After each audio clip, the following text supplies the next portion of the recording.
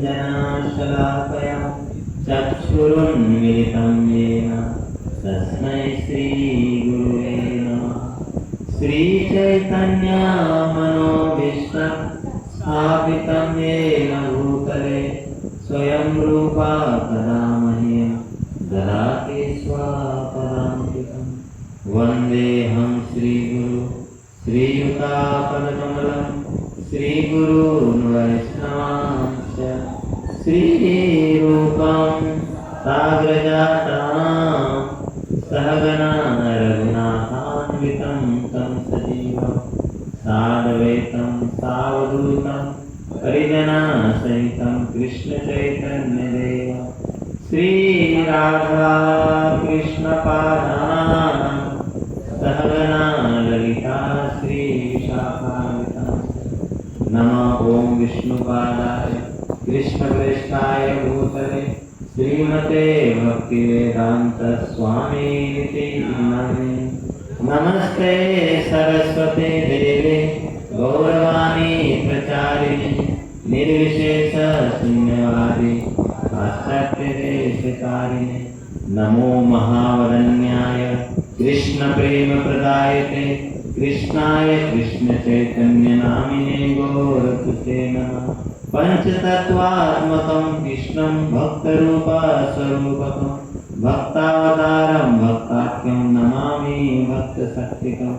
हे कृष्ण करुणा सिंधु दीनबंधु जगत्पते गोपेश गोपिका कांत राधा कांत नमोस्तुते। तप्त कांचन गौरांगी राधे वृंदावनेश्वरी वृषभानुसुते देवी प्रणमामि हरिप्रिये। वाञ्छाकल्पतरुभ्यश्च कृपा सिन्धुभ्येव च पतितानां पावनेभ्यो वैष्णवेभ्यो नमो नमः।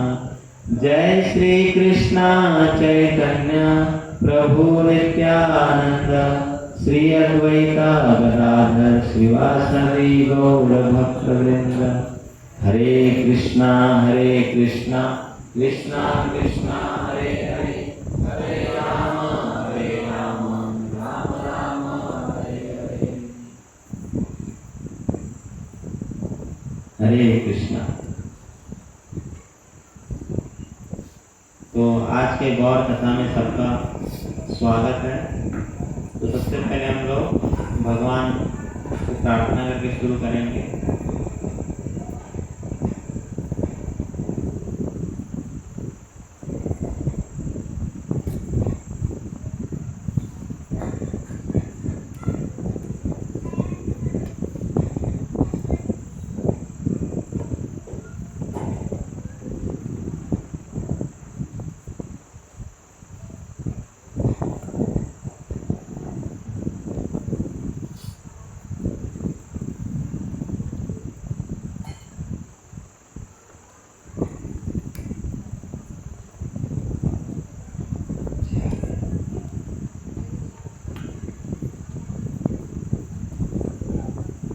जय जय श्री चैतन्य जय नित्यानंद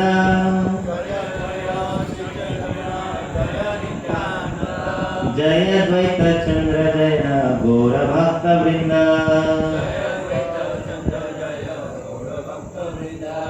जय जय श्री चैतन्य जय नित्यानंद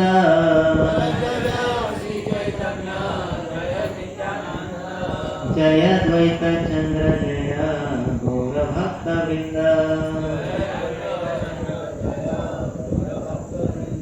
जय जय श्री चैतन्य जय नित्यानंद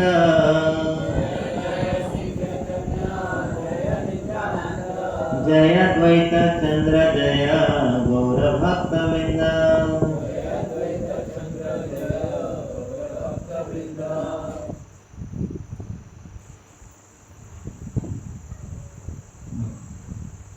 आज मैं एक लेक्चर सुन रहा था।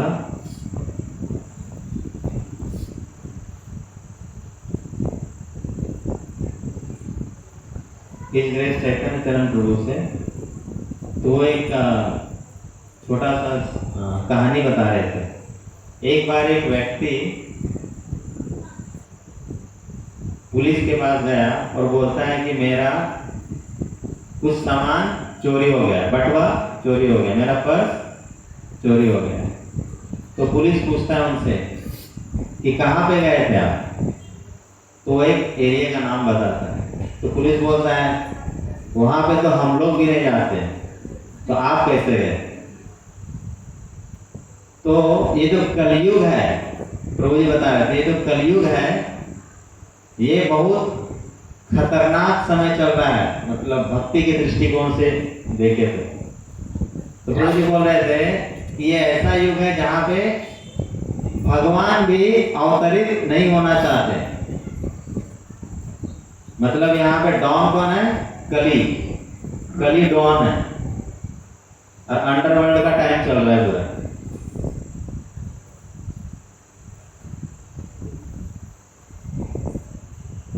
तो जनरली हम लोग सुनते हैं, जैसे कि बहुत पहले बोलते थे, अगर कोई एक फिल्म का डायलॉग था कि अगर कोई बच्चा रोता है तो लोग बोलते थे चुप हो जा नहीं तो गब्बर आ जाएगा। तो ये जो समय है ना, बहुत ही भयानक समय है। यहाँ पे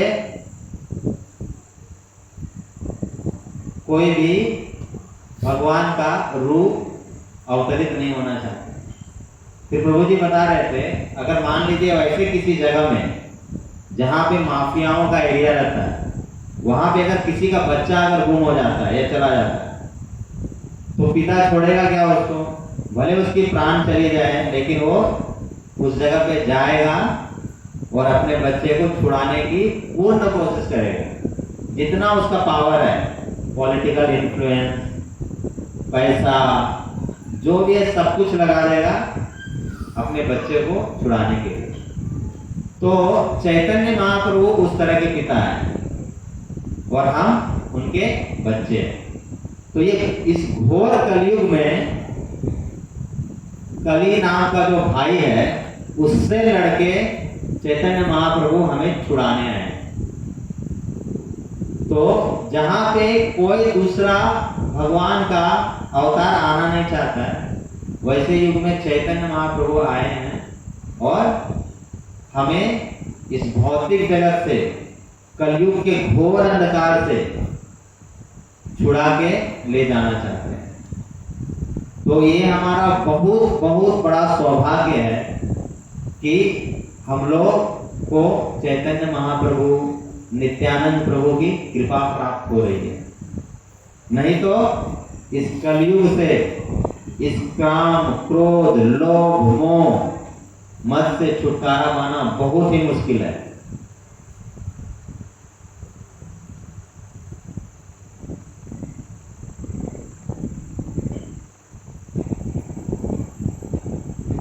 तो अभी जो समय चल रहा है, कुछ दिन के बाद 3 तारीख को गौर पूर्णिमा का महोत्सव मनाया जाएगा। इसलिए हम लोग भगवान गौरांग महाप्रभु के गुणों की चर्चा करेंगे। तो हम लोग एक प्रार्थना के साथ शुरू करते हैं, चैतन्य महाप्रभु का प्रार्थना के साथ। उसका पहले मैं मीनिंग बताता हूँ, फिर हम लोग साथ में उसका रिसाइटेशन करेंगे। वंदे श्री कृष्ण चैतन्य नित्यानंदो सहोदितो गौड़ोदय पुष्पवंतो चित्रो संदो तमो मुदो। वंदे श्री कृष्ण चैतन्य मतलब हे श्री कृष्ण चैतन्य और नित्यानंद, मैं आपको प्रणाम करता हूं। सहोदितो मतलब ये दोनों साथ में आए हैं। वंदे श्री कृष्ण चैतन्य नित्यानंदो सहोदितो कहाँ पे आए हैं? गौड़ देश में। गौड़ देश किसको बोला जाता है? जो बंगाल है, जहाँ पे बंगाली बोली जाती है, उसको गौड़ देश बोला जाता है। और ये हमारी जो परंपरा है, गौड़ देश से आने के कारण हमारी जो परंपरा है गौड़िया वैष्णव परंपरा है। हम लोग गौड़िया कहे जाते हैं क्योंकि हमारे जो गुरु वर्ग है सब वहीं से आए हुए। तो वंदे श्री कृष्ण चैतन्य नित्यानंदो सहोदितो गौड़ोदय, वो जन्म कहाँ लिए थे? गौड़ोदय। पुष्पवंतो अभी यहाँ पे जनरली आप देखते हैं कि गौरांग महाप्रभु, नित्यानंद महाप्रभु एक कैसा है, चांद और सूरज के जैसे। तो एक ही जगह पे चांद और सूरज कभी निकलता है, ऐसा कभी संभव है क्या? नहीं संभव है। तो चित्रों मतलब ये बहुत बड़े आश्चर्य की बात है कि एक ही साथ सूर्य भी उगा है और चंद्र भी उगा है। ये कब पॉसिबल हुआ था? आज से 550 साल पहले, जब चैतन्य महाप्रभु और नित्यानंद प्रभु इस जगत में अवतरित हुए थे। चित्रो संदो तमोनुदो, और वो जब अवतरित हुए तो जो तमो होता है, तम मतलब क्या? अंधकार। अंधकार मतलब क्या? काम, क्रोध, लोभ, मोह, मत्सर, इसका नाश कर देते हैं। तो हम लोग अभी साथ में इसका उच्चारण करने की कोशिश कर सकते हैं। वंदे श्री कृष्ण चैतन्य नित्यानंदो सहोदितो गौड़ोदय पुष्पवंतो चित्रो संदो तमोनुदो। वंदे श्री कृष्ण चैतन्य नित्यानंदो सहोदितो गौड़ोदय पुष्पवंतो चित्रो संदो तमोनुदो।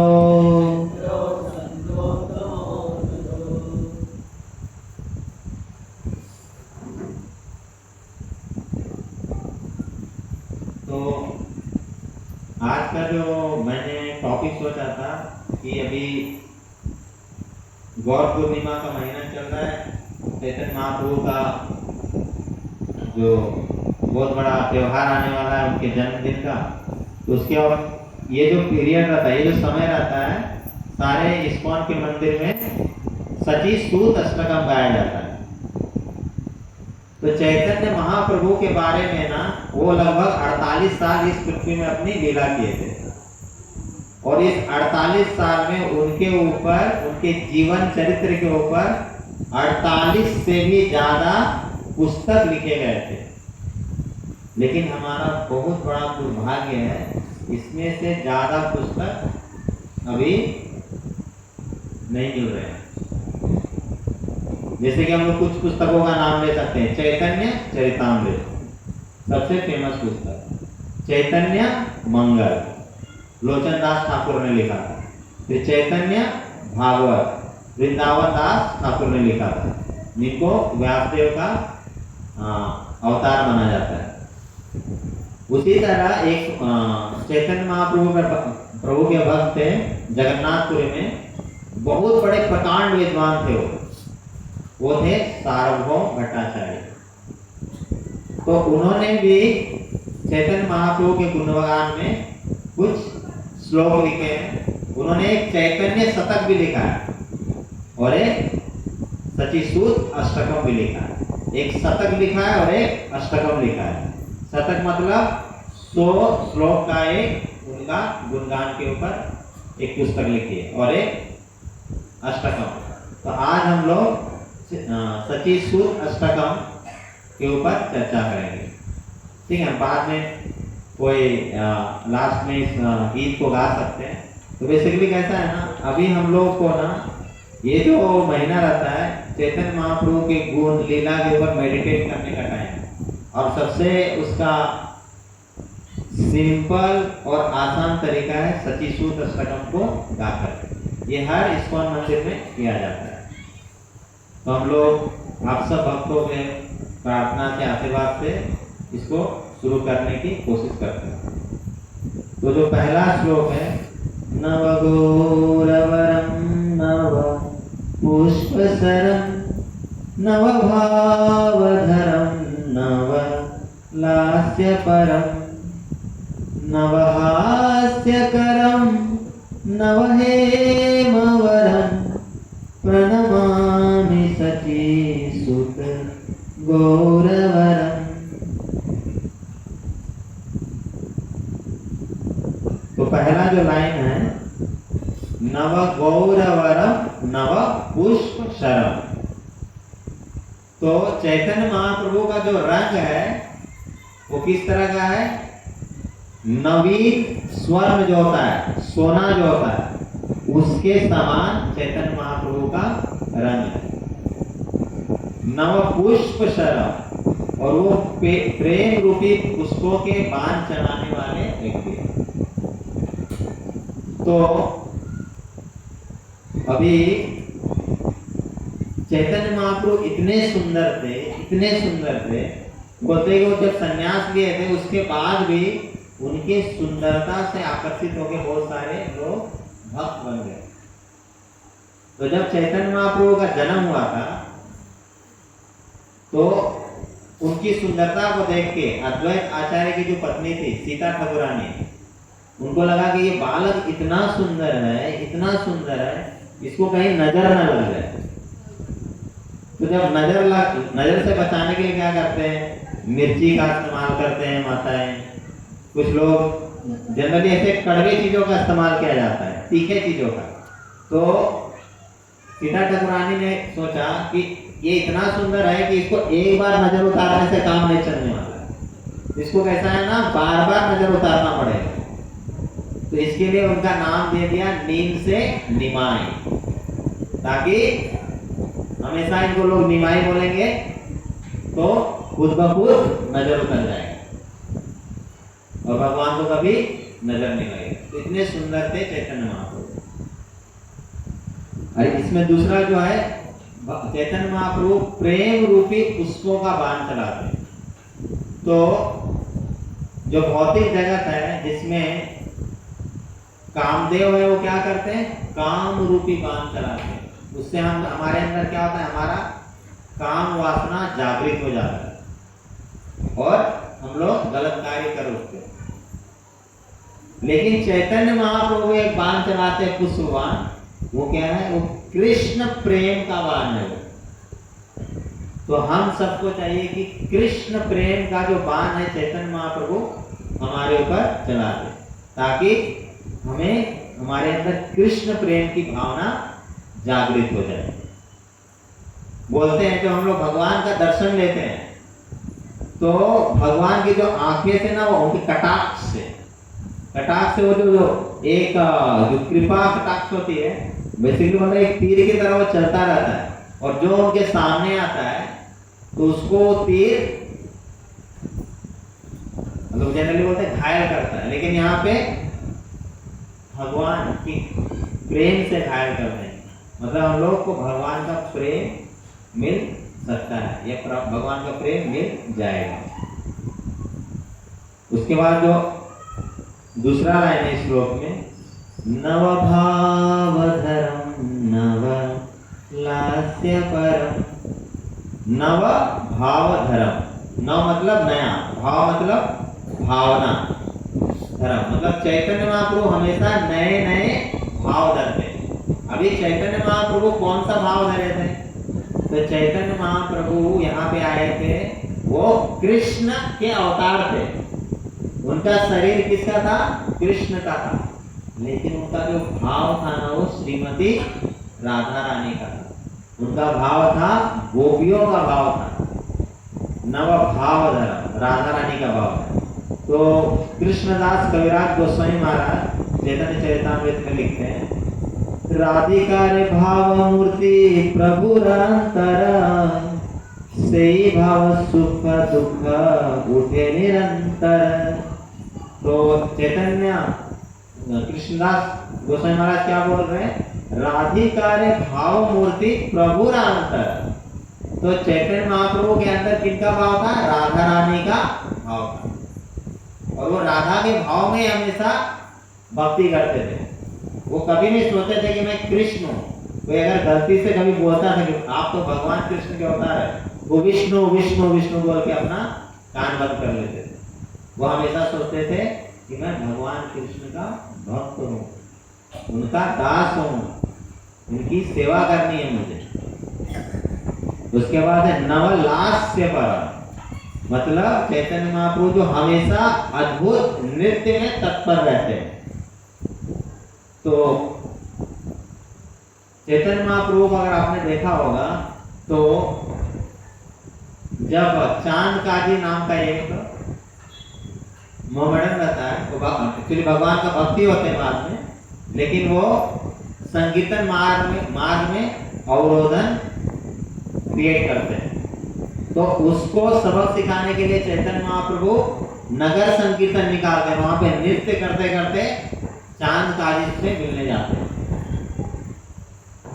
और उसके बाद इसी तरह ये तो हो गया पब्लिकली चैतन्य महाप्रभु नृत्य करते थे, और साथ ही साथ चैतन्य महाप्रभु श्रीवास आंगन में दिन रात 7 दिन महीनों भर सालों भर कृष्ण का संकीर्तन चलता रहता था और नृत्य चलता रहता था। नवलास्य परम,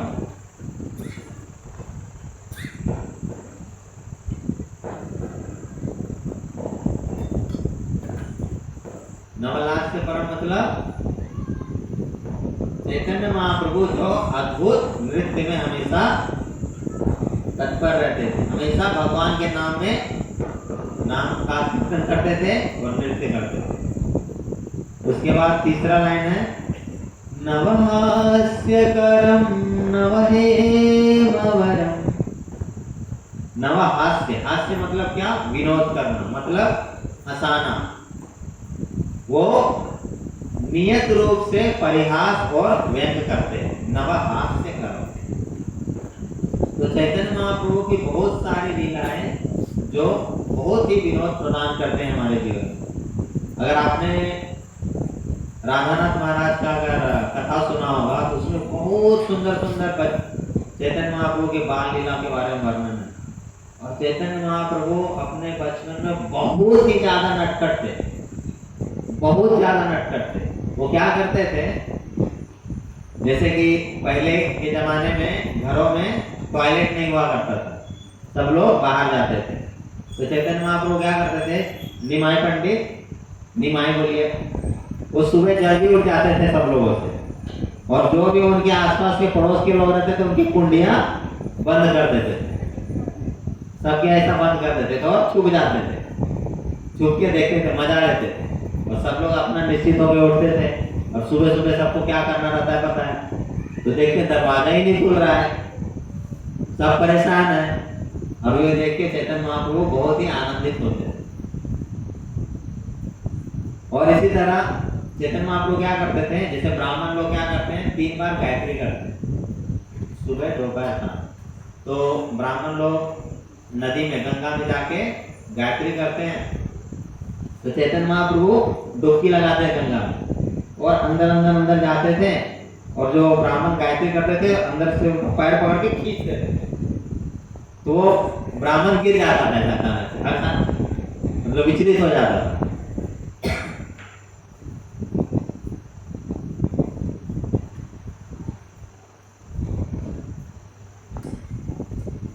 तो इस तरह से और क्या करते थे, जैसे कि जो तरुण स्त्रियां रहती थी वो क्या करते थे, उनको अच्छे पत्नी के लिए सब लोग क्या करते थे, महादेव की पूजा करते हैं, जैसे शिवरात्रि में सब लोग करते हैं। तो सब लोग महादेव की पूजा करने जाते हैं। तो चैतन्य महाप्रभु बीच में आ जाते थे टोल लेने के लिए, बोलते हैं कि ये जो फल वगैरह है ना मुझे दे दो। तो कुछ स्त्रियां बोलते थे तो शिव जी के लिए, जनरली हम लोग नहीं देंगे ना, कोई बीच में अगर ऐसा मांगेगा तो बहुत सारे लोग मना करते थे। तो जब वो मना करती थी तो वो बोलते थे मैं आप लोगों को श्राप दे दूंगा। क्या श्राप दूंगा कि आप लोगों को ऐसे पति से शादी होगा जिसके ऑलरेडी 10 शादी हो चुकी है, जो दिखने में बहुत खराब दिखता है, जो बहुत मोटा है। इस तरह से डर से उनको दे देती थी। नवहास्य करम। उसके बाद है नव हेमवरम। नव हेमवरम, फिर से उनकी सुंदरता का गुणगान करते हैं। उनकी जो कांति होती है वो क्या होती है, स्वर्ण की तरह होती है, जिसको हमने देखा है। प्रणमामि सचीसुत गौरवरम। तो ऐसे गौरांग महाप्रभु, चैतन्य महाप्रभु, निमाय पंडित, निमाय को जो सची माता के पुत्र हैं उनको मैं प्रणाम करता हूँ या करती हूँ। दूसरा श्लोक, नव प्रेमयुतं नवनीत सुचं नव प्रेम कृतं नव प्रेम रसं नवधा विलासत् शुभ प्रेममयं प्रणमामि सखी सुत गौरवरम्। नव प्रेमयुतम, नव प्रेमयुतम के मतलब क्या, उनको नया नया कृष्ण का प्रेम मिला हुआ। तो जब उनके जो गुरु महाराज थे ईश्वर पुरीपाद, उनके मिलने से पहले चैतन्य महाप्रभु भक्ति में सीरियस नहीं थे, और जो भी भक्ति करते थे ना उनके साथ आर्गुमेंट करके ये प्रूव कर देते थे कि आप लोग जो भक्ति कर रहे हो गलत कर रहे हो, और इस तरह से वो बहुत परेशान करते थे भक्तों को उनके साथ आर्गुमेंट करके। लेकिन जब वो उनके पहली बार जब गया गए थे तो वहां पे उनकी मुलाकात उनके गुरु महाराज ईश्वर पुरीपाद से होती है, और फिर उनके अंदर भक्ति की भावना जागृत होती है। नव प्रेम युतम नव नीत सुचम। अब जिनका जो शरीर है वो, जो हम लोग फ्रेश बटर जब दही से निकालते हैं तो बटर कितना सॉफ्ट होता है, वो उतना सॉफ्ट चैतन्य महाप्रभु का निमाय का शरीर था। मतलब उनको दबाव तो ऐसा हर जगह दबे। नवनीत सुचन नववेश कृतं नव प्रेम रसं नववेश कृतं। तो चैतन्य महाप्रभु शादी से पहले, संन्यास लेने से पहले वो बहुत सुंदर सुंदर वस्त्र पहनते थे, हर दिन नए नए वस्त्र पहनते थे, वो बहुत सुंदर लगते थे। तो एक बार प्रभुपाद से किसी ने ये प्रश्न पूछा कि चैतन्य महाप्रभु, हम लोग तो,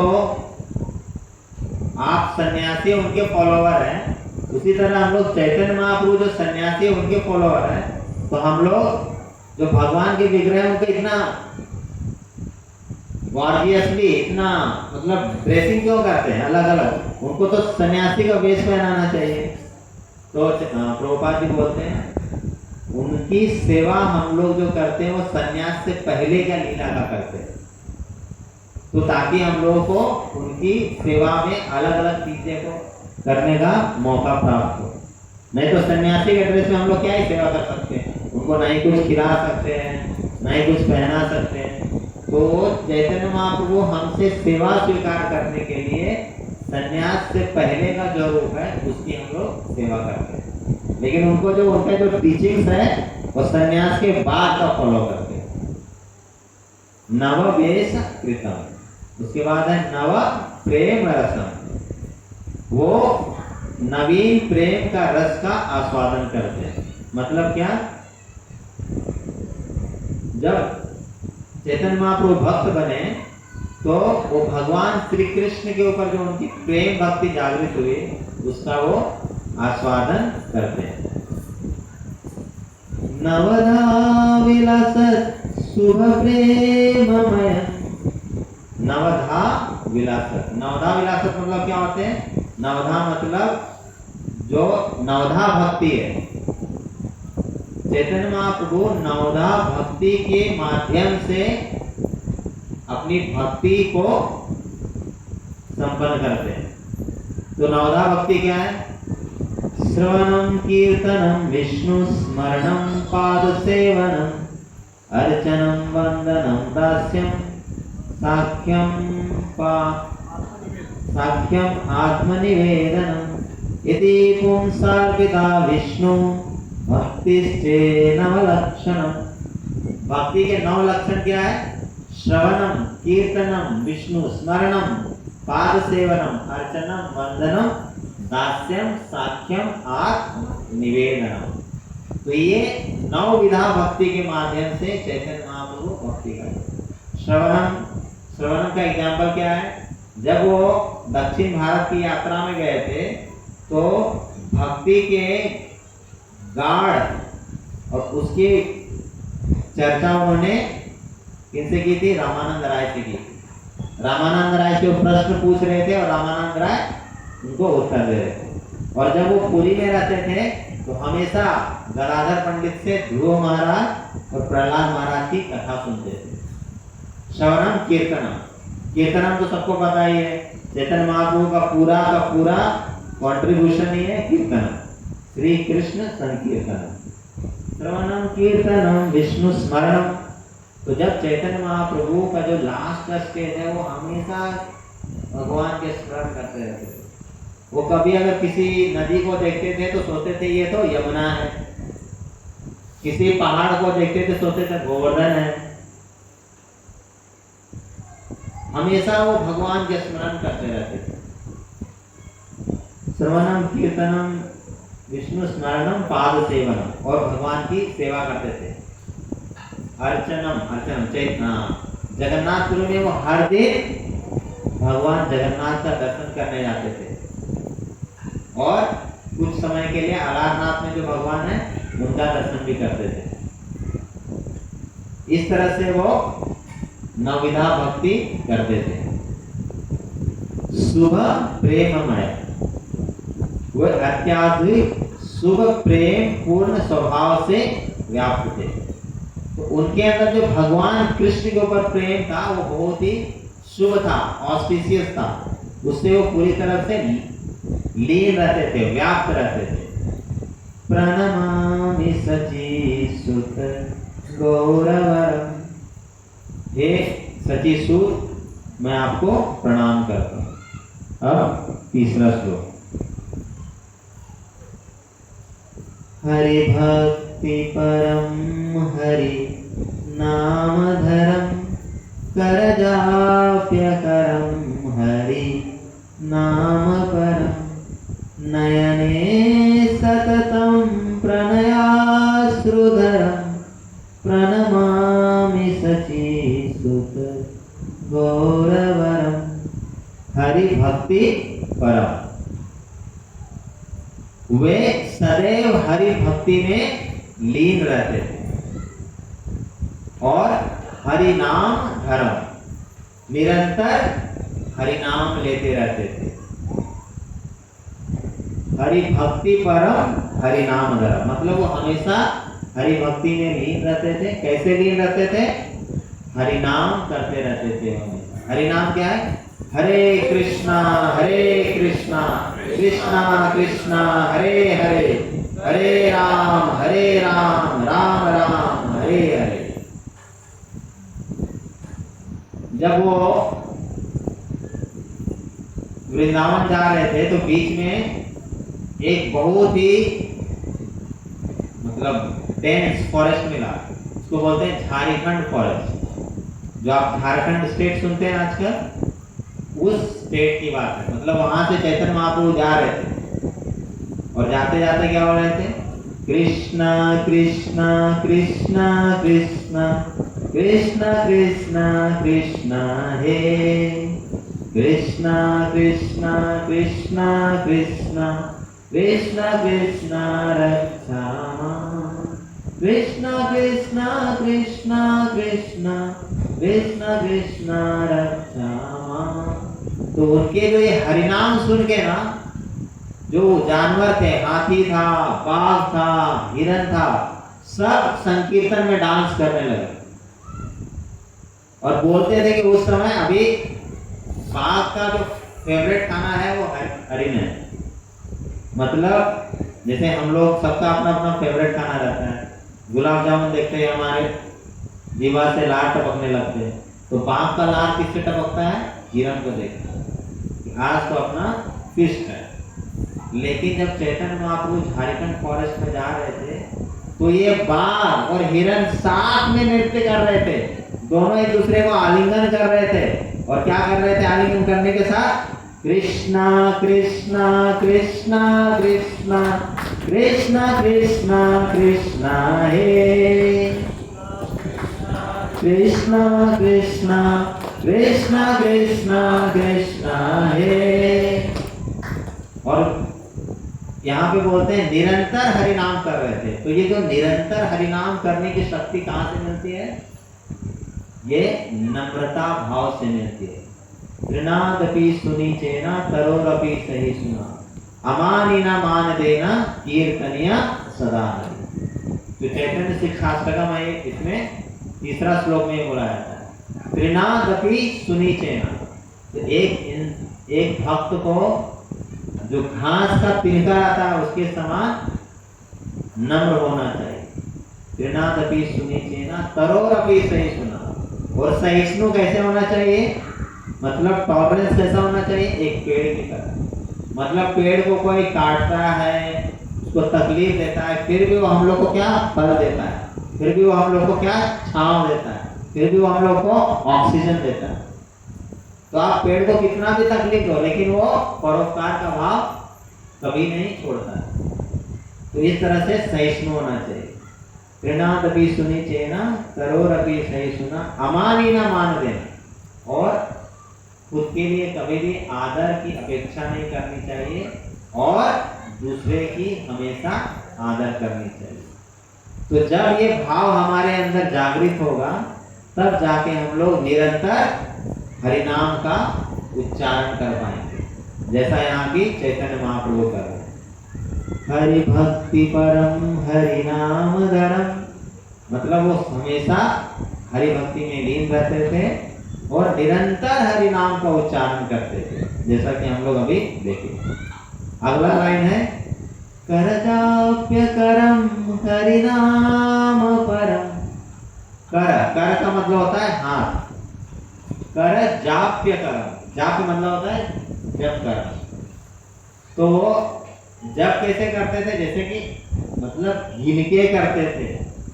जो हम लोग जो चैंटिंग करते हैं उसमें 16 माला करते हैं, हर एक माला में 108 बीड है, गिनती करते हैं ना।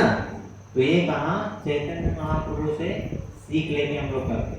चैतन्य महाप्रभु भी ये करते हैं, कर जाप्य कर। और उनको देख के सद गोस्वामी भी वही करते हैं। सद गोस्वामी भी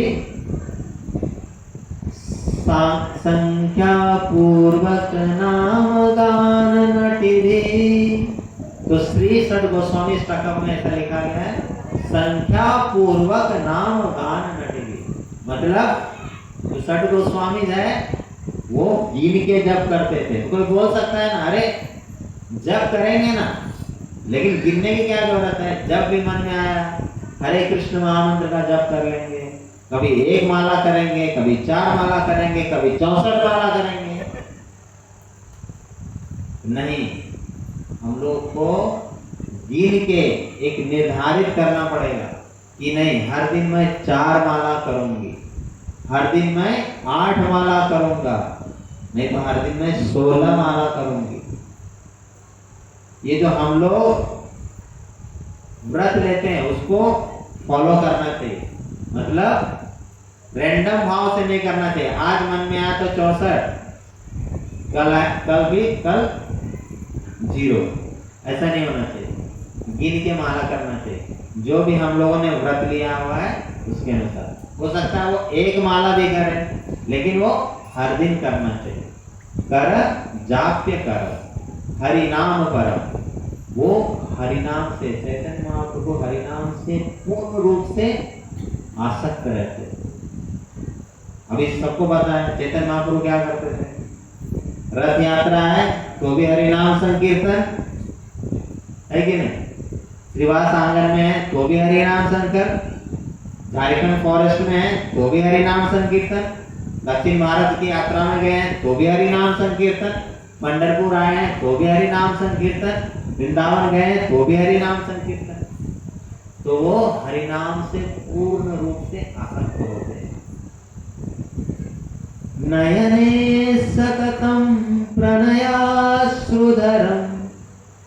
और वो जो हरिनाम करते थे तो उनको भगवान से इतना प्रेम था, हरिनाम से इतनी आसक्ति थी कि वो हरिनाम करते बोलते उनके नयन से अश्रु बहते रहते थे। कितनी देर अश्रु बहते रहते? 2 मिनट, 3 मिनट, 1 घंटा, सततम, मतलब हमेशा भगवान का नाम लेते रहते। भगवान के प्रेम में इतने आसक्त रहते थे कि भगवान का नाम लेते लेते उनके विरह में हमेशा रोते रहते थे। प्रणयाश्रु, प्रणय मतलब प्रेम पूर्वक अश्रु।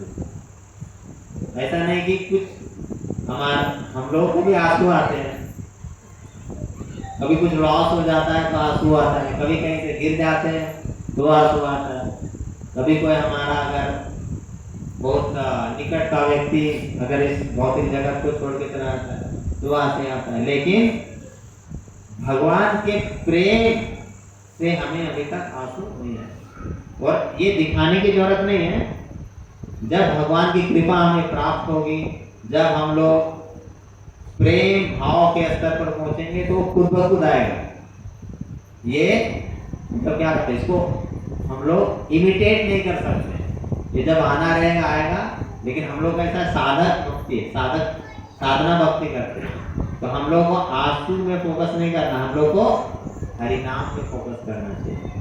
आंसू आए या नहीं आए, चैंटिंग करने में मन लगे या नहीं लगे, समय अच्छा है या नहीं, सुबह हो शाम हो, अपना जो नियमित माला है वो हमें करने की कोशिश करनी चाहिए।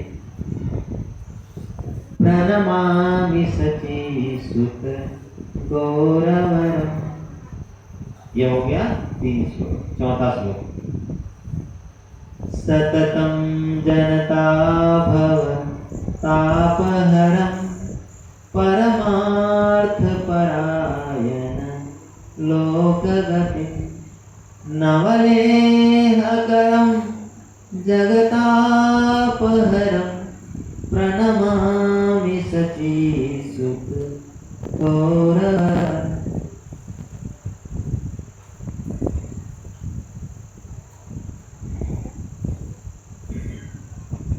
सततम जनता भवतापहरम। भवताप का मतलब क्या होता है? भवताप का मतलब होता है कि ये जो भौतिक जगत में है, हम लोग को तकलीफ होता है ना,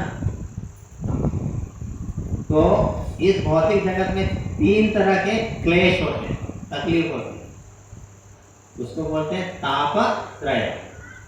ताप मतलब तकलीफ, त्रय मतलब 3 तरह के। कौन कौन से हैं? आध्यात्मिक, आदि भौतिक, आदि दैविक। आध्यात्मिक मतलब क्या?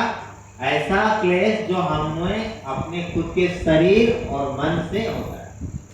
कभी कभी हम लोग होता है ना, अपने मन से ही डिस्टर्ब हो जाते हैं, किसी ने कुछ बोला भी नहीं, अरे उसने तो मुझे देखा ही नहीं है, पता चला बेचारा अपना उसका खुद का तकलीफ उसमें बिजी है, वो देख नहीं पाया है, सच में नहीं देखा होगा शायद से आप, लेकिन आपके अंदर उसका तकलीफ है। उसके बाद क्या है? आदि भौतिक, ऐसा क्लेश जो दूसरे जीवों से प्राप्त होता है, मतलब जैसे मॉस्किटो से होता है, कोरोना वायरस से होता है, किसी और लोग से हो सकता है, ठीक है, उसको आदि भौतिक होता है। आदि दैविक मतलब गर्मी आ रहा है उससे तकलीफ हो रहा है, बहुत ज़्यादा ठंडी है उससे तकलीफ हो रहा है, भूकंप आ गया उससे तकलीफ हो रहा है, ये है तापत्रय, तो इससे हमको तकलीफ होता है। तो चैतन्य महाप्रभु हमेशा इन तापों से, तापत्रयों से हमें मुक्ति दिलाते थे और हमारे जो तापत्रय उसको हर लेते। जैसे कि जब चैतन्य महाप्रभु दक्षिण भारत की यात्रा कर रहे थे, तो एक जगह है कुर्म क्षेत्र, जहाँ वो कुर्मदेव की विग्रह, वहां पे गए थे।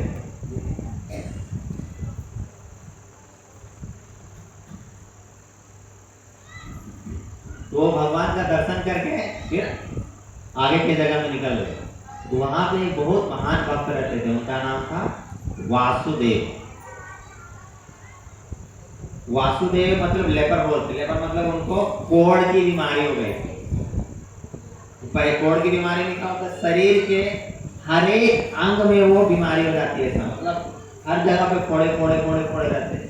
अब इतना डेंजर मतलब उसमें से ऐसा है ना कीड़े निकलते रहते हैं। वो जो वासुदेव लेकर रहते हैं वो इतने दयालु रहते हैं।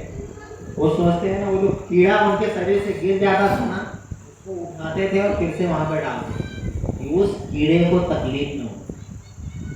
इतने महान भक्त थे वो। तो जब उनको समाचार मिला चैतन्य महाप्रभु आए तो उनसे मिलने के लिए तब तक चैतन्य महाप्रभु वहां से निकल गए।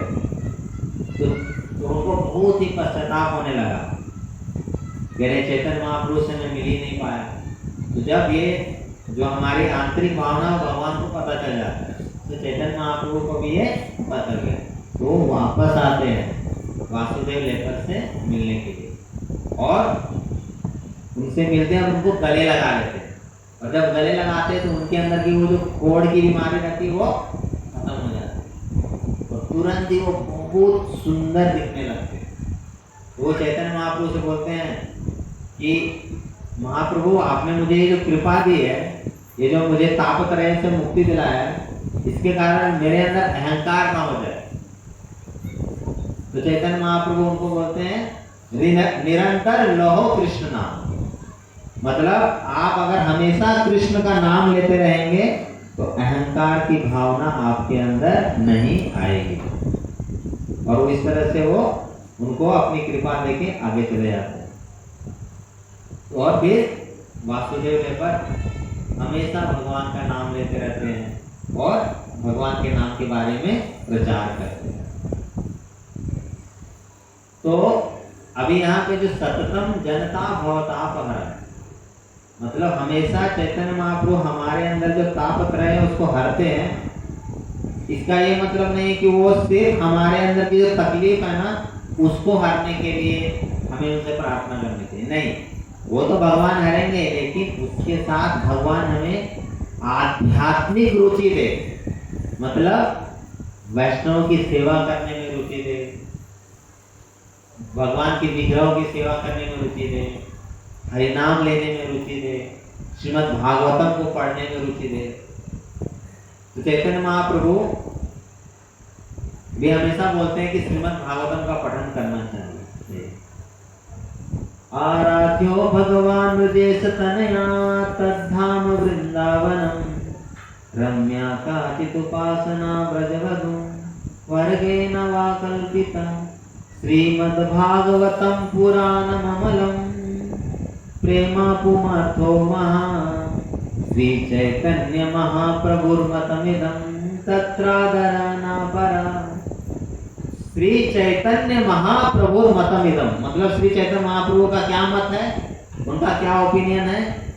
आराध्य भगवान ब्रजेश तन्या, मतलब भगवान ब्रजेश कृष्ण की पूजा करनी चाहिए। आराध्य भगवान ब्रजेश तन्या और तद्धाम वृंदावन, और उनके वृंदावन धाम का हमें परिक्रमा करनी चाहिए।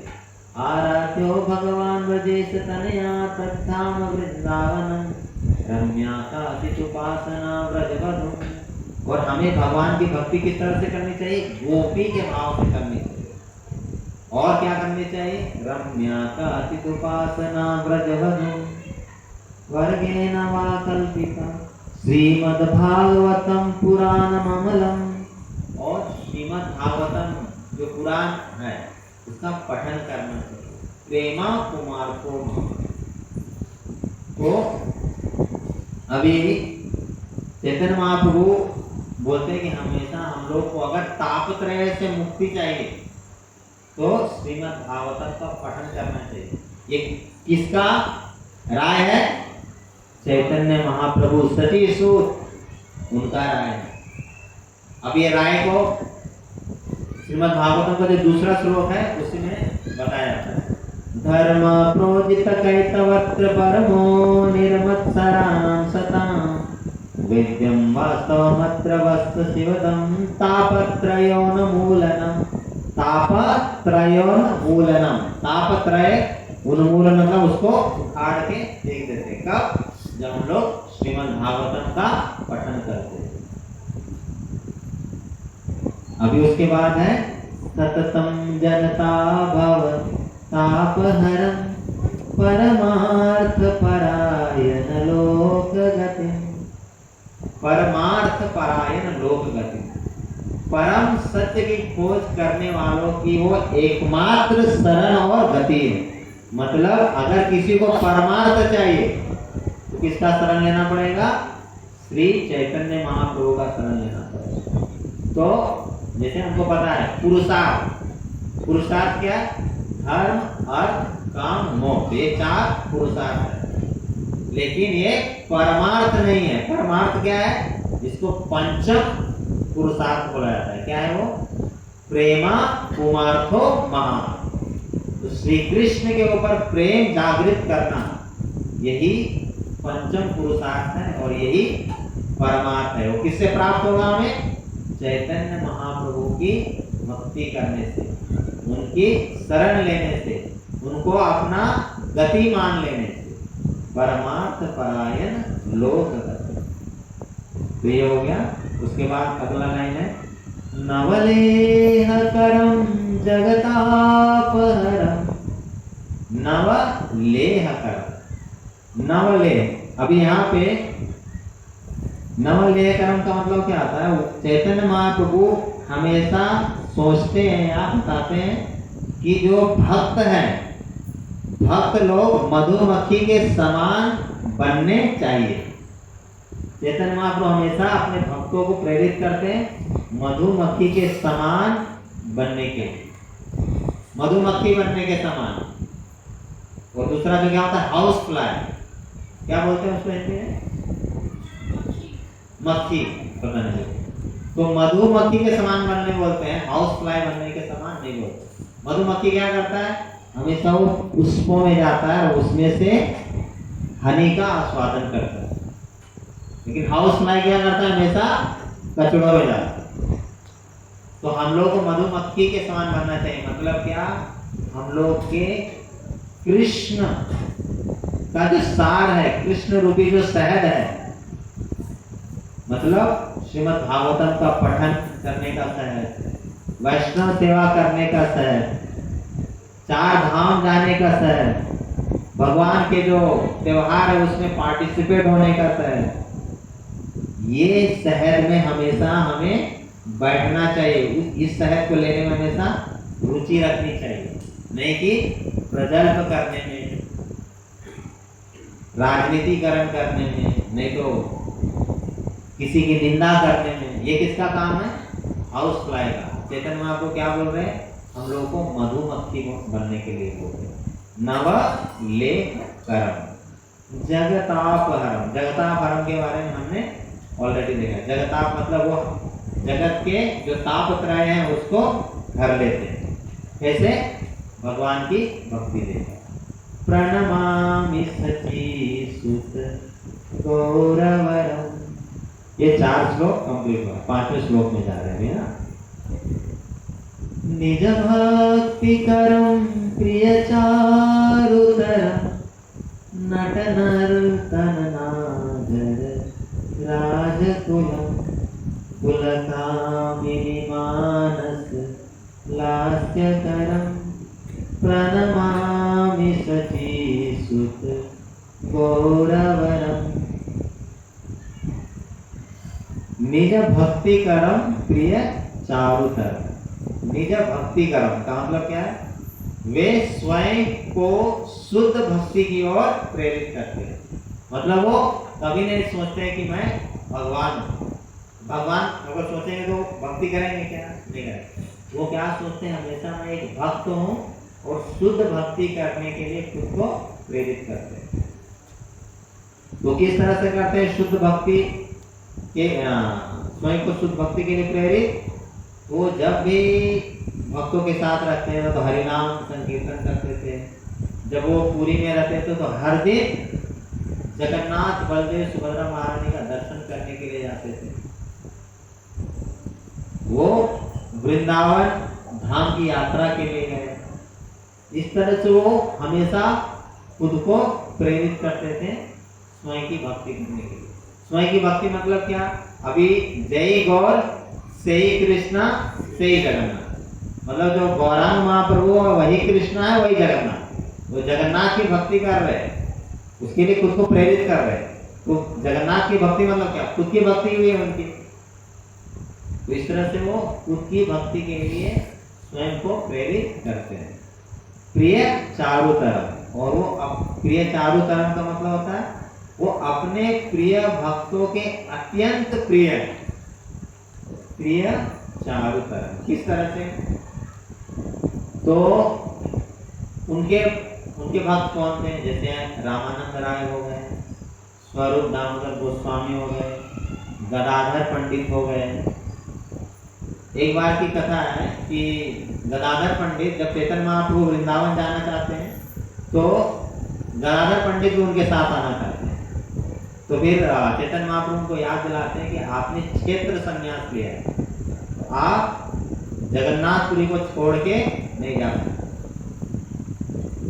लेकिन गदाधर पंडित चैतन्य महाप्रभु से इतने प्रेम करते थे, इतना प्रेम करते थे कि वो बहुत जिद कर रहे थे महाप्रभु से जाना, महाप्रभु के साथ जाने के। लेकिन महाप्रभु ने याद दिलाया कि आपने जो व्रत लिया है वो बहुत ही महत्वपूर्ण है, उसको आप छोड़ नहीं सकते। और बहुत कठोर हृदय के साथ चैतन्य महाप्रभु को छोड़ के चले जाते। उसी तरह चैतन्य महाप्रभु जब संन्यास लेते हैं, उसके बाद जब वो संन्यास लेके वहां से मतलब संन्यास लेने के बाद वो अपने गांव घर में नहीं रह सकते, वो वहां से वृंदावन की तरफ जाने के सोचते हैं। तो नित्यानंद प्रभु एक ट्रिक करके उनको शांतिपुर भेज देते। शांतिपुर कहाँ है, अद्वैत आचार्य का घर है, और वहां पे वो सची माता से मिलते हैं। और सची माता उनसे अनुरोध करती है कि आप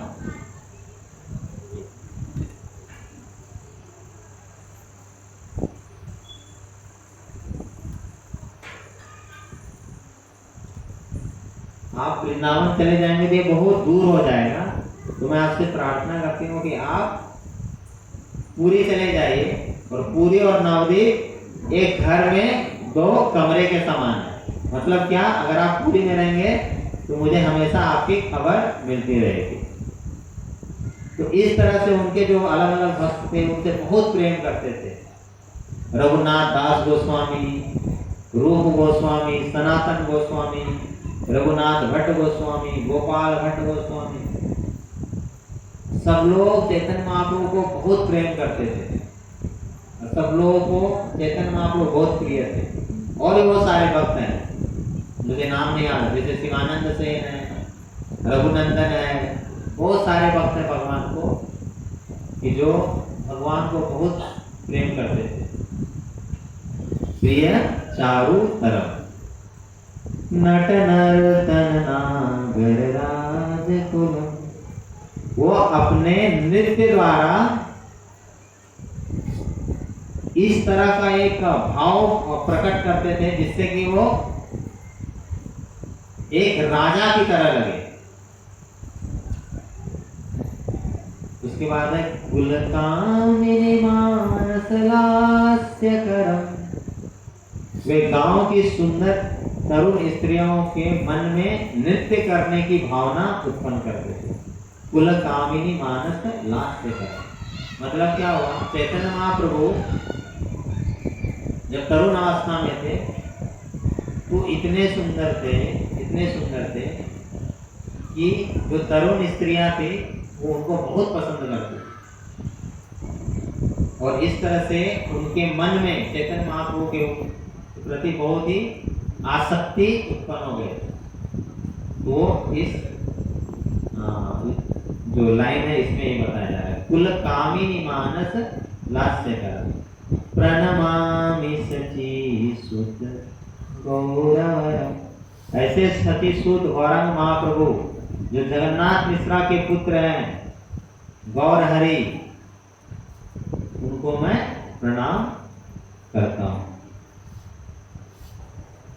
6वां श्लोक, करतालवलं कलं कंठरवं मृदुवाद्य सुवीनिकया मधुरं निज भक्ति गुणावृत नाट्यकरं प्रणमामि सचीसुत गौरवरं।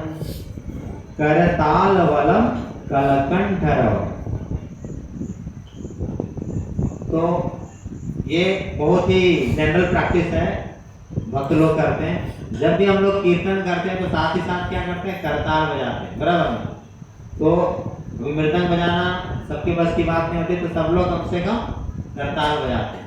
तो जब चैतन्य महाप्रभु कीर्तन करते थे तो साथ ही साथ वो करताल बजाते थे, करताल वलम कलकंठरव। उसके बाद मृदु वाद्य सुई नकया मधुर। और साथ ही साथ कुछ भक्त, जो कुछ लोग मृदंग बजाते थे, कुछ लोग वीणा बजाते थे, तो उसका जो आवाज रहता था बहुत ही मधुर और धीमा रहता था।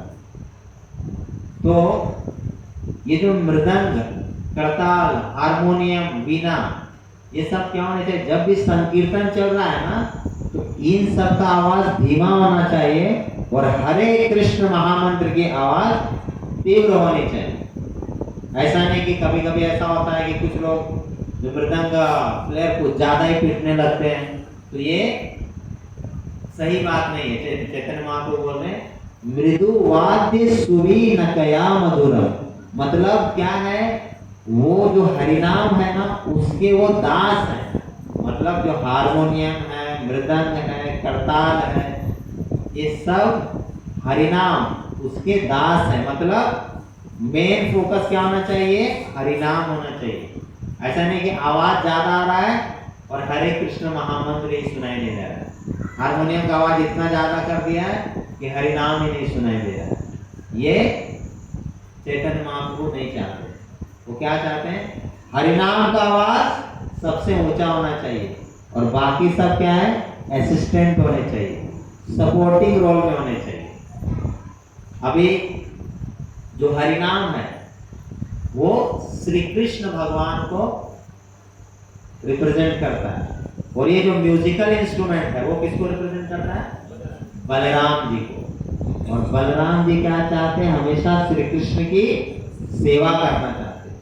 तो जब कभी भी हम करताल तेज करते हैं, बम्पर जोर से बजाने लगते हैं, मृदंग जोर से बजाते हैं, तो क्या करते हैं, बलराम जी का अवज्ञा करते हैं। श्री कृष्ण भगवान को हम लोग नाराज करते हैं। तो हमेशा ये जो म्यूजिकल इंस्ट्रूमेंट है ये सपोर्टिंग रोल में होने चाहिए और हरिनाम का आवाज सबसे ज्यादा ऊंचा होना चाहिए। मृदुवाद्य सुवी नकया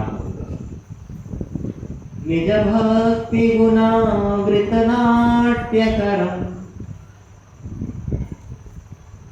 इस प्रकार वे भक्तों को नृत्य करने के लिए प्रेरित करते हैं जो उनकी स्वयं की भक्ति से प्रेरित होते हैं। निज भक्ति गुणावृत। अभी जब भी चैतन्य महाप्रभु कीर्तन करते थे, जैसे पूरी का रथ यात्रा निकलता था, तो हमेशा चैतन्य महाप्रभु बोलते थे कि ऐसा अलग अलग सर्कल्स बना लो, उसमें से ये लोग, ये मृदंग प्लेयर रहेगा, ये करताल प्लेयर रहेगा, ये नृत्य करेंगे, ये गायन करेंगे, और सर्कल बना के सब लोग ऐसा नृत्य करते थे और हरिनाम संकीर्तन करते थे। और ये इस तरह से अपनी भक्ति के लिए सबको प्रेरित करते थे। और किस तरह से प्रेरित करते थे, उनकी स्वयं की भक्ति से प्रेरित करते थे। मतलब वो क्या करते थे, डांस करने में सबसे आगे कौन, चैतन्य महाप्रभु। गाने में सबसे आगे कौन, चैतन्य महाप्रभु। सेवा करने में सबसे आगे कौन, चैतन्य महाप्रभु। तो चैतन्य चरितामृत में एक कथा आती है, जो रथ यात्रा से पहले क्या होता है, गुंडीचा मार्जन। तो जगन्नाथपुरी में जो मेन टेम्पल है वो द्वारका के तरह उसको माना जाता है, और गुंडीचा को वृंदावन की तरह माना जाता है। और जगन्नाथ जी को उस मंदिर से गुंडीचा मंदिर लेके आया जाता है, मतलब द्वारका से वृंदावन लेके आते हैं। लेकिन उससे पहले क्या, अब भगवान वृंदावन आ रहे तो साफ सफाई करनी पड़ेगी, तो ये हर साल होता है गुंडीचा मार्जन। तो जब चैतन्य महाप्रभु थे तो क्या करते थे, गुंडीचा मार्जन के समय में वो साफ सफाई कर रहे, तो चैतन्य महाप्रभु जितना साफ करके धूल गंदगी जमा करते थे वो बाकी सारे भक्तों के जितने होते थे उससे ज्यादा होता था। मतलब चैतन्य महाप्रभु ने अगर झाड़ू करके अगर 10 बाल्टी धूल निकाला, कचरा निकाला, तो बाकी भक्तों का उससे कम ही होता था। इस तरह से वो स्वयं जगन्नाथ जी की सेवा करके गुंडीचा मार्जनम में क्लीनिंग करके ज्यादा सेवा करके बाकी भक्तों को प्रेरित करते थे। निज भक्ति गुणावृत नाट्य कर प्रणमामि सची सुत गौरवर। चैतन्य महाप्रभु मैं आपको प्रणाम करता हूँ। अब 7वें श्लोक में जाते हैं। युग धर्म युतम पुनर्नंद सुतम धरणी सुचित्रम भव भावोचितम तनु ध्यान चितम निजवासयुतम प्रणमामि सचीसुत गौरवरम। युग धर्म युतम, तो युग धर्म युतम का मतलब क्या था? वे संकीर्तन युग धर्म का संदेश के साथ इस जगत में अवतरित हुए। युग धर्म युतम मतलब वो आए, कैसे आए? युग धर्म का संदेश के साथ। युग धर्म क्या है? हरिनाम संकीर्तन है। जैसे 4 युग है, सतयुग, त्रेता, द्वापर, कलयुग। चारों युग का अलग अलग युग धर्म है। सतयुग में तप करना, त्रेता में यज्ञ करना, द्वापर में विग्रह की सेवा करना और कलयुग में हरिनाम संकीर्तन करना। ये युग धर्म है। युग धर्म युतम। तो कविराज गोस्वामी चैतन्य चरितामृत में बताते हैं, आदि लीला में ये दिया गया। नादिया उदयगिरी पूर्ण चंद्र गौर हरि कृपा करी होइला उदय पाप तम हैरानास त्रिजगतेर उल्लास जग भरी हरि ध्वनि है। नादिया, नादिया मतलब जहां पे उनका जन्म हुआ था, उदयगिरी। पूर्ण चंद्र गौर हरि, किसका जन्म होता है? पूर्ण चंद्र। उस दिन अमावस्या होता है। जिस दिन गौर हरि चैतन्य महाप्रभु का जन्म होता है उस दिन अमावस्या रहता है। और मैंने कुछ भक्तों से सुना है कि ये जो 3 तारीख को जो गौर पूर्णिमा है उस दिन एग्जैक्टली सेम सिचुएशन आने वाला है जो चैतन्य महाप्रभु के जन्म के समय। तो ये हमारा बहुत बड़ा सौभाग्य है कि हम लोग 3 तारीख को वो फेस्टिवल को विटनेस करेंगे। तो भगवान से हम लोगों को प्रार्थना करनी चाहिए और बहुत धन्यवाद देना चाहिए, उनके ऊपर कृतज्ञ रहना चाहिए कि वो हमें ये मौका दे रहे। कृपा करी होइला उदय मतलब कृपा करके इस जगत में अवतरित हुए। पाप तम हैलाना, जनरली जब अमावस्या रहता है तो क्या है? तमोगुण का प्रभाव रहता है, उसको नाश करते हैं। त्रिजगह तेरा उल्लास, और तीनों जगह उल्लास मतलब खुशी से झूम उठता है। कैसे?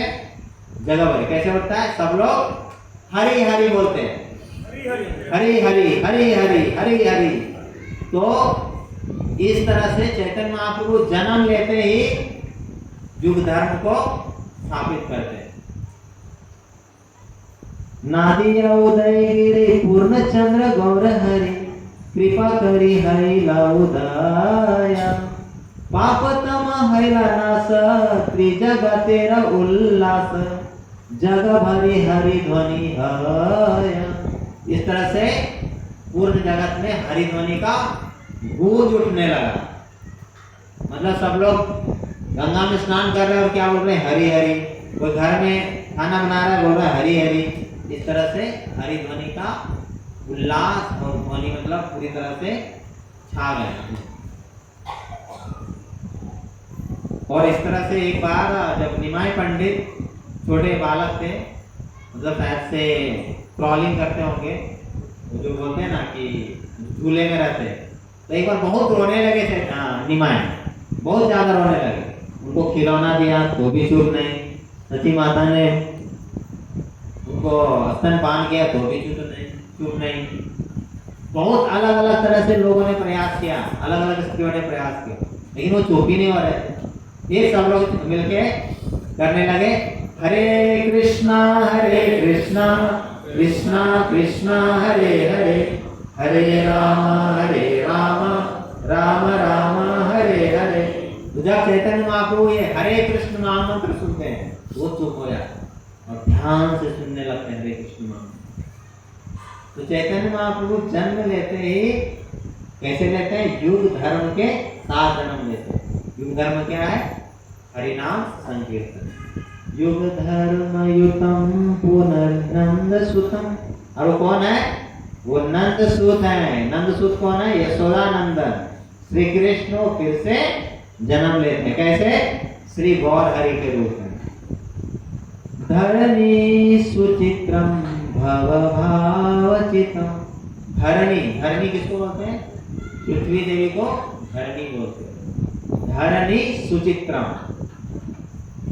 तो ये जो पृथ्वी के सबसे चमकदार आभूषण के रूप में चैतन्य महाप्रभु इस जगत में अवतरित होते हैं। धरणी सुचित्रम भव भावचितम। उनका प्रचार जो होता है वो किस तरह का होता है? भव, भाव मतलब भव का मतलब होता है जन्म मृत्यु के चक्कर से मुक्ति दिलाने वाला। वो प्रचार क्या करते हैं? वो हमेशा क्या ही बोलते हैं? हरिनाम लो। और हरिनाम लेने से क्या होगा? ये जो भव है मतलब जन्म मृत्यु का जो भव सागर है, इससे हमें हमारी मुक्ति हो जाएगी और भगवान के धाम हम लोग जा पाएंगे।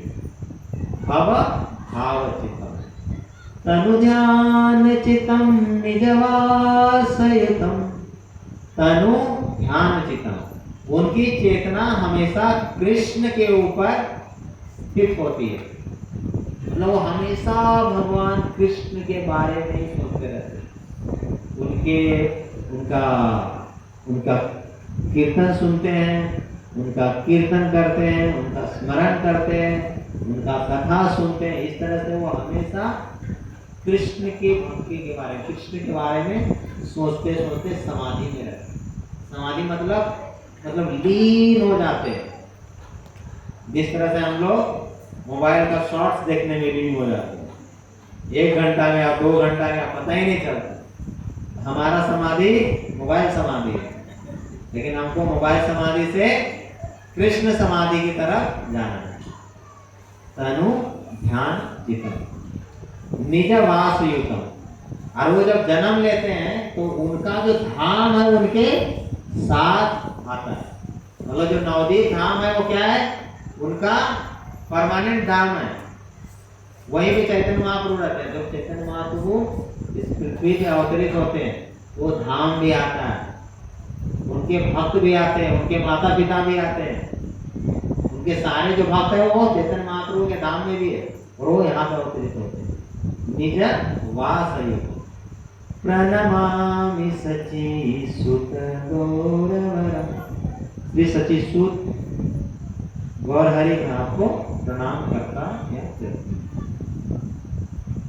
लास्ट श्लोक है। अरुणं नयनं चरणं वसनं वदने स्खलितं स्वक नामधरं कुरुते सुरसां जगता जीवनं प्रणमामि सचीसुत गौरवरम।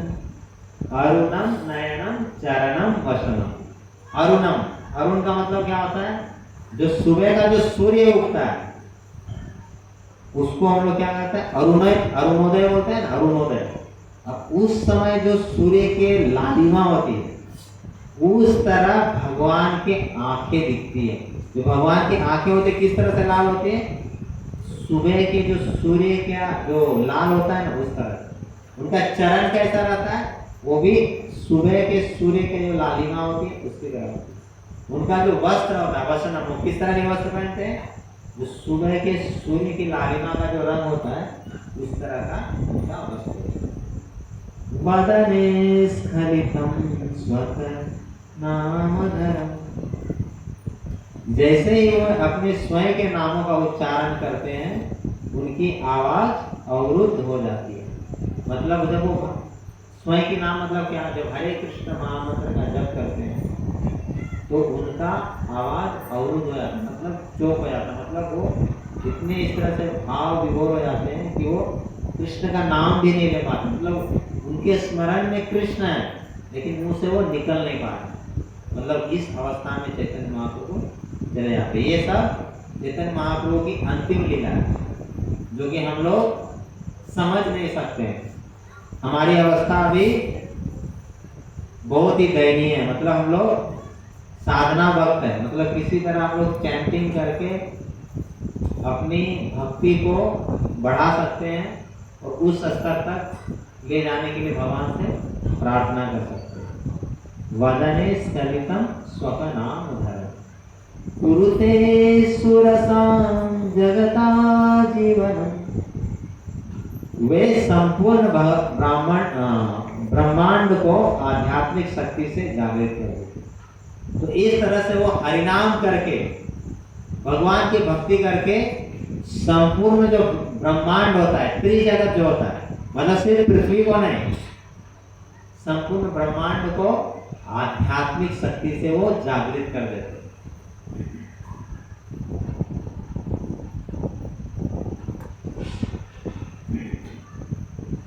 तो संपूर्ण ब्रह्मांड मतलब मच्छर है उसको भी आध्यात्मिक रूप से जागृत करते हैं, जानवर है उसको भी आध्यात्मिक रूप से जागृत करते हैं, कोई कुत्ता है उसको भी आध्यात्मिक रूप से जागृत करते हैं, व्यक्ति, दानव, मानव, जगाई, मदाई सबको आध्यात्मिक रूप से जागृत करते हैं। तो एक लीला आता है चैतन्य महाप्रभु का कि एक जब चैतन्य महाप्रभु छोटे थे, निमाय, मतलब निमाय पंडित भी नहीं थे, निमाय थे, तो उनको ना एक छोटा सा पपी मतलब बहुत पसंद आ रहा था, तो उसको अपने साथ में रखना चाहते हैं। लेकिन पहले के जमाने में ये अलाउड नहीं था, तो सची माता बोलती नहीं नहीं नहीं ये नहीं चलेगा। तो वो जिद करते हैं निमाय कि नहीं नहीं मुझे रखना है इसको, मुझे बहुत अच्छा लगता है। ये छोटा बच्चा कैसा जिद करता है उस तरह से जिद करते हैं। तो फिर वो सची माता थोड़ी देर के लिए मान जाती है, इतना जिद कर रहा है तभी क्या करे। तो फिर निमाय अपना उसको एक जगह पे रख के अपने आंगन में गई थे और खाना पीना खा के टाइम से सोने चले जाते होंगे। फिर उसकी माता समय देख के कुत्ते को बाहर छोड़ देती। तो जब उस छोटे से पपी को जब छोड़ते हैं सची माता, तो बाद में वो क्या होता है, हमेशा उसको देखने के बाद शुरू होती है ये इस छोटे से कुत्ते को क्या हो गया, वो मतलब ऐसा एक्सटेसी में नाच रहा है, गा रहा है, मतलब इस तरह से, मतलब उसको भगवत भक्ति मिल जाता है। और वो फिर थोड़ी देर के बाद वो अपना भौतिक देह त्याग करके आध्यात्मिक जगत में चले जाते।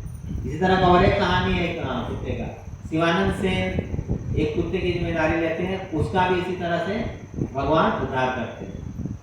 तो त्रिजगत में मतलब पाताल लोक हो, पृथ्वी लोक हो, स्वर्ग लोक हो, सबको आध्यात्मिक शक्ति से जागृत कर देते हैं चैतन्य। कैसे जागृत करते हैं? हरे कृष्ण महामंत्र का नाम लेते। हरे कृष्णा कृष्णा कृष्णा हरे हरे, हरे राम राम राम हरे हरे। तो ये जो 8 श्लोक थे इसके हमने अर्थ समझने की कोशिश की। और ये क्या है, ये जो महीना होता है अभी जो गौर पूर्णिमा आ रहा है, उसमें ये जैसे बोलते हैं ना श्रवणम कीर्तनम विष्णु स्मरणम, तो ये भगवान को जब हम लोग गीत सुने तो भगवान की लीलाओं का स्मरण कर सकते हैं।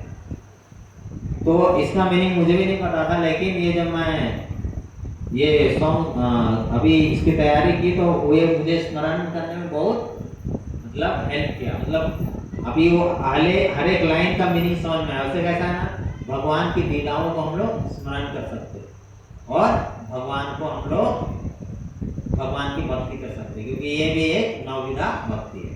अब थोड़ा सा हम लोग ये जो गौरांग महाप्रभु का तत्व है उसको समझने की कोशिश करते हैं। तो कविराज गोस्वामी बताते हैं, राधा कृष्ण एक आत्मा दुई देह धरी, अन्यो न विलासे रस आस्वादन करी। ये जो चैतन्य महाप्रभु है, राधा कृष्ण एक आत्मा दुई देह धरी। तो राधा कृष्ण जो हम लोग देखते हैं ना मंदिर में, वो तो अलग अलग नहीं है, वो एक ही है, लेकिन बस दो देह में है। इसलिए प्रेम का आस्वादन करने के लिए और हमको भक्ति में क्या कहते हैं, प्रेरित करने के लिए, नहीं तो आकर्षित करने के लिए। और आदि लीला का एक 5वां श्लोक है, फर्स्ट 5 श्लोक है। राधा कृष्ण प्रणय विकृति हल्लादिनी सत्तिरस्मात्, एकात्मानौ अपि भुवि पुरा देह भेदं गतौ तौ, चैतन्याख्यं प्रकटमधुना तद्वयं चैक्यमात्यं, राधा भावदुति सुविदितं नौमि कृष्ण स्वरूपम्। राधा कृष्ण प्रणय विकृति हल्लादिनी सत्तिरस्मात्। तो चैतन्य महाप्रभु ने जो अवतरित लिया है, ये राधा कृष्ण प्रणय मतलब उनके बीच का जो प्रेम है उसको दर्शाने के लिए लिया है। एकात्मानौ अपि भुवि पुरा देह भेदौ गतौ। ये लोग पहले एक ही थे, लेकिन लीला के लिए अलग अलग हुए और फिर से वो एक हो गए। कैसे? चैतन्य महाप्रभु के रूप में फिर से वो जो दो लोग थे वो एक हो गए। चैतन्य महाप्रभु राधा रानी एक हो गए। चैतन्याख्यम प्रकटम अधुना तद्वयम चैतन्य। वो जो दो लोग थे वो एक हो गए। चैतन्य आख्यम राधा भाव द्युति सुमिलितम नौमी कृष्णा स्वरूप। किस तरह से एक हो गए? राधा रानी का भाव लिया है और कृष्ण का रूप लिया। इस तरह से चैतन्य महाप्रभु राधा कृष्ण के एक। तो ये गौर तत्व है। ये जो गौरांग महाप्रभु है ये बहुत कृपालु है। तो मैंने जैसे शुरुआत में एग्जांपल दिया था कि ऐसे कुछ एरिया रहते हैं जहां पे कोई भी जाना नहीं पसंद करता, यहाँ तक कि पुलिस भी नहीं जाना पसंद करती है। एसपी बोलते वो लोग भी जाना पसंद नहीं करते। लेकिन अगर किसी का पुत्र अगर ऐसे जगह पे अगर गुम हो जाता है तो उसका पिता क्या करेगा? हर तरह से कोशिश करेगा कि वो जगह पे जाएगा और अपने पुत्र की मुक्ति कराएगा।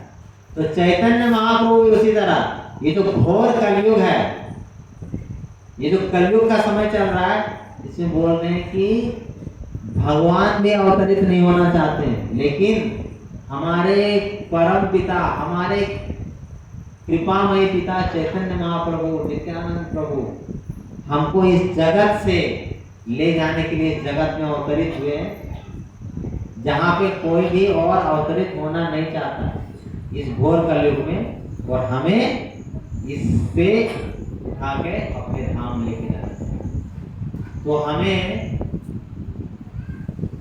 ये जो भक्ति का मौका मिला है चैतन्य महाप्रभु की कृपा से, नित्यानंद प्रभु की कृपा से, इसको वेस्ट नहीं जाने देना चाहिए। हमें पूर्ण तरह से कोशिश करनी चाहिए कि हम भगवान की भक्ति करें और ये जो हमें मौका मिला है इसको क्या कहते हैं, इसको सक्सेसफुल करें, इसको मीनिंगफुल बनाएं और भगवान की भक्ति की ओर अग्रसर हों। और किस तरह से अग्रसर होंगे? चैतन्य महाप्रभु ने यहाँ जो सचिसूत अष्टकम में उनके अलग अलग तरह से उन्होंने इंस्पायर किया है, हरि नाम करके, नवविधा भक्ति करके, वैष्णव सेवा करके, और अभी जो 3 तारीख को और कल शोभा यात्रा उसमें भाग लेकर हम लोग अपनी भक्ति की ओर की ओर आगे बढ़ सकते हैं। धन्यवाद। हरे कृष्ण। Thank you.